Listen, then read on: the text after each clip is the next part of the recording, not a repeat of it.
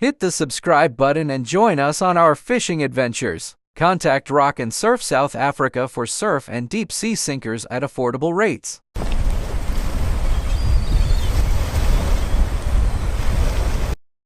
The intention of this video is to empower anyone who wants to learn how to start fishing as a hobby, whether you are a junior or a senior.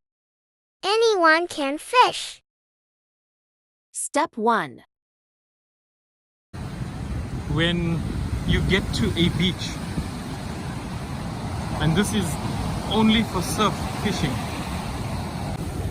we have a look at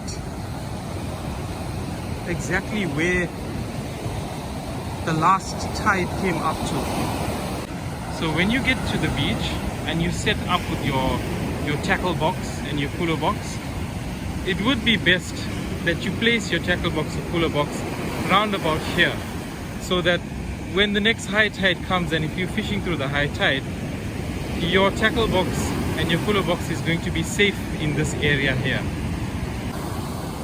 When it comes to rock fishing, we are actually not allowed to fish on that side, so I'm actually not going to take a walk to that side, but the guys generally fish off this rock here. For beginners, I would recommend that you take a walk on these rocks before you carry your tackle, because these rocks get quite slippery. These rocks are very dangerous, and generally here what the guys do is that as the water goes out, they take a walk along here and they get onto that rock. And there is also another access point around these rocks, and you walk along the rocks and you get to this point, and then once they are there, they throw in on the low tide. I would recommend that you check with your local fish and tackle shop. They do sell boots that are made for rocks. However, from my experience, when you walk from the sand and you walk directly onto the rock without actually wetting your shoe with a puddle of water, it gets very slippery and you can actually fall down and injure yourself. Please do not take a chance with tackies. I wouldn't take a chance with tackies, because you'd guaranteed slip and fall and injure yourself. And 9 times out of 10 that if you fall on the rocks, nobody's going to know that you are injured unless you're fishing with somebody else. And it's quite difficult to actually carry a person out of a situation when you are on the rocks, because you've got your tackle with you. It's very difficult to get help. So guys, when you're fishing on the rocks, please be careful, especially for the beginners. I fish on rocks, but I generally don't like it because I fell before. I've injured myself. The last trip that we went to Port Edward, I have a video uploaded on this channel. I actually slipped on the rock and I fell on my tackle bag. My entire tackle bag broke. So it's a risk, guys. You can get seriously injured. Thankfully, I just fell on my box and the box broke my fall, so I was not seriously injured. When you are fishing, you never ever turn your back on the ocean when you are fishing on the surf and when you are fishing especially on the rocks.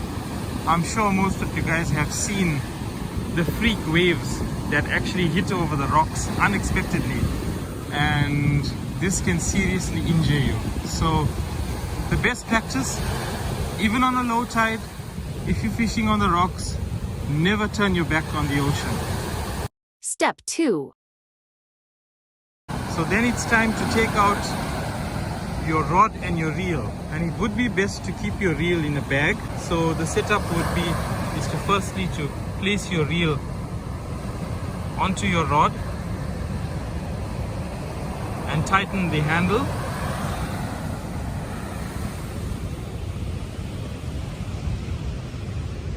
Make sure that your reel never ever falls onto the sand. It will damage your reel would need a service after that. Okay, now that your reel has been secured onto the rod. This is called a bail arm, B-A-I-L, bail arm. Now that you've opened the bail arm, you grab a hold of the end of the line, and I'm going to assist my dad and show you guys what to do while he's holding the rod. You start to thread the line through the eyes of the rod, and I'm just going to show you the eyes of the rod in a view. If you look up in the sky, you'll see the eyes of the rod. So basically you just take the line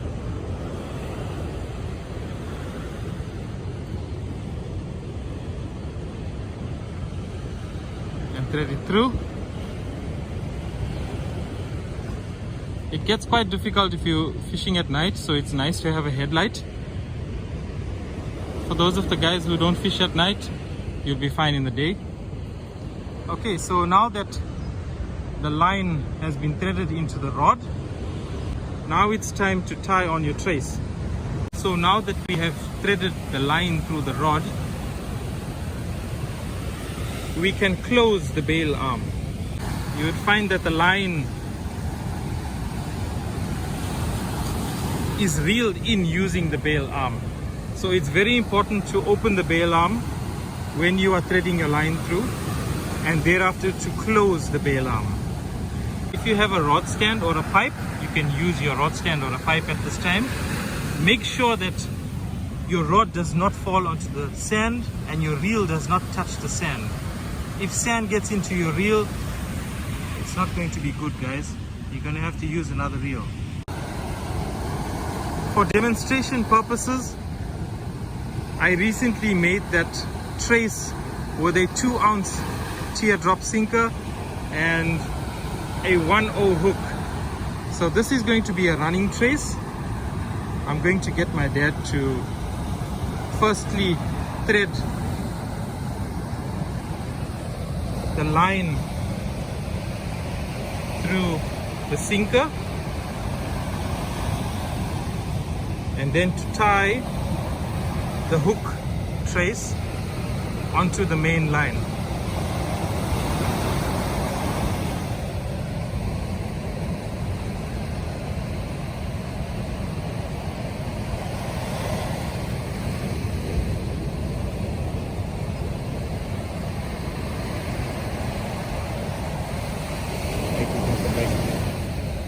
Okay guys, so that's your rod set up onto your reel, your bail arm opened, you thread your line through the rod and you bring your line down.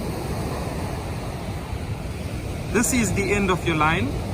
This is how your sinker would run. This is a running trace, and this is your hook line. So if a fish had to bite the bait, you would feel the bite directly and you would not feel the sinker. There are other ways of tying this trace up together, but this is your simple running trace setup. Step 3. Make sure that your reel is moving in a forward position and stop. Make sure that the reel does not move in a reverse position. It's locked. Cannot move. Now that we've discussed the reel and to make sure that it's locked in a forward position, as you are reeling, you would find your trace line coming up. So when casting, it's good practice to hold the line like that. Open your bail arm. If you are right-handed, you will hold the line and the rod with your right hand, and you will release this line with your right hand. If you are left-handed, you will merely hold the rod and line with your left hand. And my dad's going to do over the shoulder cast. He's going to cast onto the sand. Okay guys, this is over the shoulder cast. Very simple. Hold your line, and when he moves the rod round about the 12 o'clock position, you can call this 9 o'clock, call that 12 o'clock, call that 3 o'clock. When he moves into that position, he's going to release the line with his right hand. He's going to release the line at that point, which will allow the trace to move forward. The second type of casting is a side cast. So this is basically a side cast. If we had to look at this in terms of a clock, let's call that 9 o'clock, 12 o'clock, 3 o'clock. And we're going to swing from 3 o'clock to 12 o'clock, and round about the 12 o'clock position, you would release that line and move the rod into the 9 o'clock position.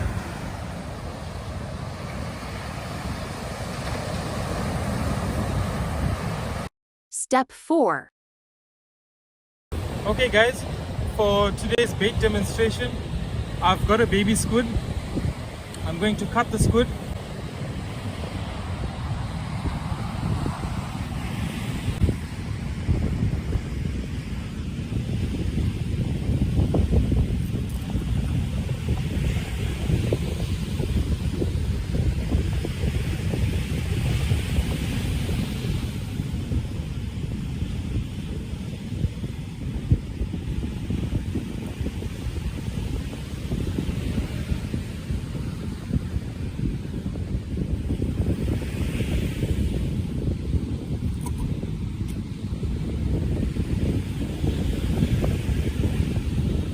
So this is your baby squid.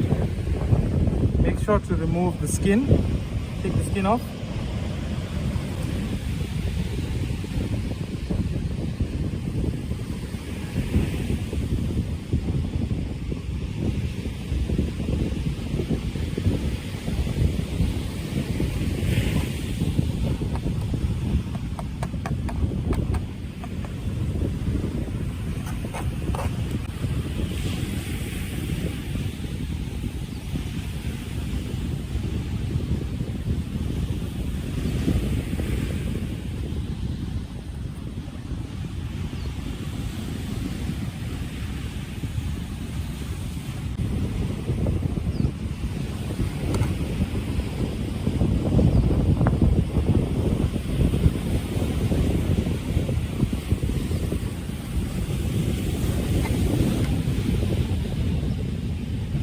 I've cut a piece of baby squid.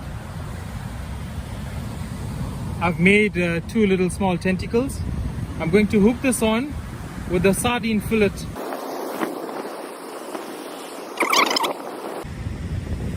I'm going to hold the cotton and I'm going to place the baby squid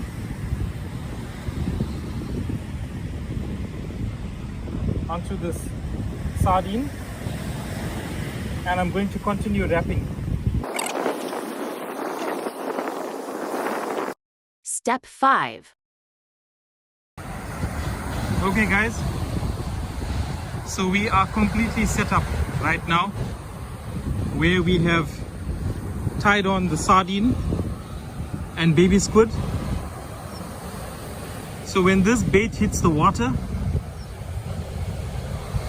those tentacles are going to move around like this. It's very important to leave your hook a bit proud, so that if a fish bites and when you strike, he's going to hook. And let's get this bait into the water.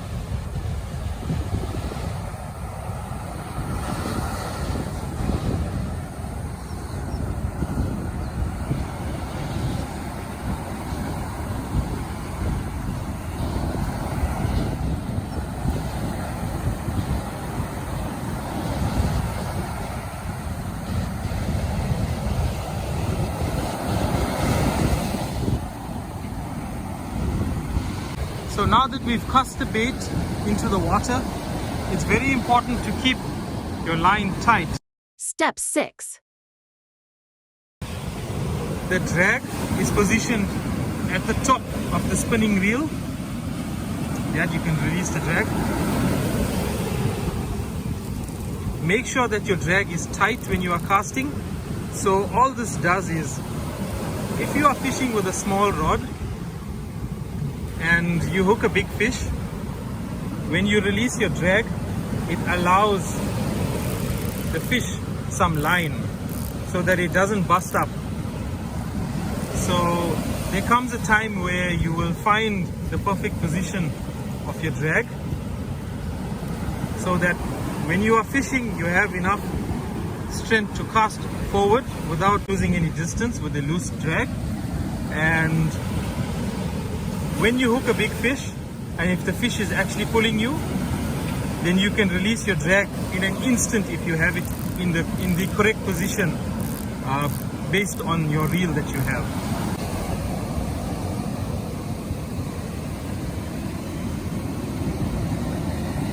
Thank you guys for liking and subscribing to Fish On South Africa.